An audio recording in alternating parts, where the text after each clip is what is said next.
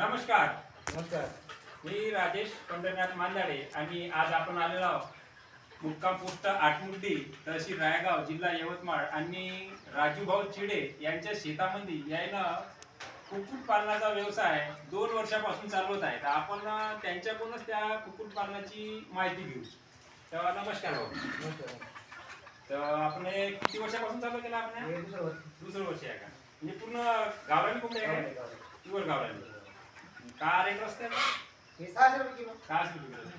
तर मग आपण इथं का सुरुवात कशी पिल्ल्या आणून केली का? पिल्ल्या आणून केली का? तर सुरुवातीला किती आणले आपण? पहिले 100 पासून सुरुवात केली. 100 पासून सुरुवात केली का? आता किती आणताय सध्या? 200-250. 200-250 पर्यंत केली का?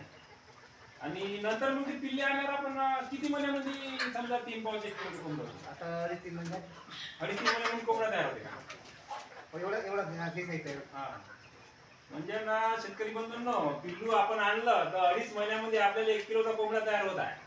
म्हणजे 1 किलो म्हणजे 600 रुपयाची एक नग आपल्याला तयार होतात. जर आपण 100 आणले तर 100 रुपयाला 600 करा. 60,000चं उत्पन्न आपल्याला 3 महिन्यामध्ये या कुक्कुटपालनाचा व्यवसाय जात आहे. तर अतिशय उत्कृष्टपणे यांनी नियोजन केलं. तर हा आमचा पूर्ण फार्म आहे.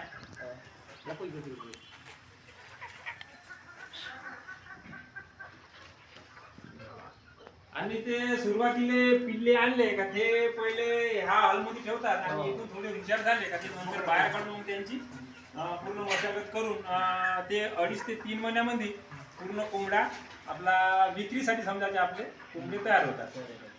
तर असं यांचं कुक्कुटपालन आहे. तर आपलं अंदाजे वार्षिक उत्पन्न आपल्याला 1 लाखापर्यंत समजा भेटू शकते. आणि समजा एक आता इथं माणूस आहे ना, चारा पाण्याचा खर्च म्हणलं तर 30 ते 40 हजार रुपये यांचा खर्च आहे आणि 1-1.25 लाखापर्यंत यांचं उत्पन्न भेटू शकते.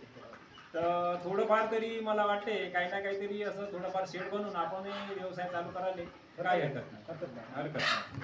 चांगला व्यवसाय आहे आणि कमीत कमी जागेत मेन म्हणजे आपण नाहीतरी एवढी शेती करतो. कोणत्या कांट्यात जरी एवढा बंडा बांधला तरी आपण याच्यामध्ये चांगलं करतो. तरी ठीक आहे शेतकरी बंधूंनो, माहिती चांगली वाटल्यास लाईक करा आणि सबस्क्राईब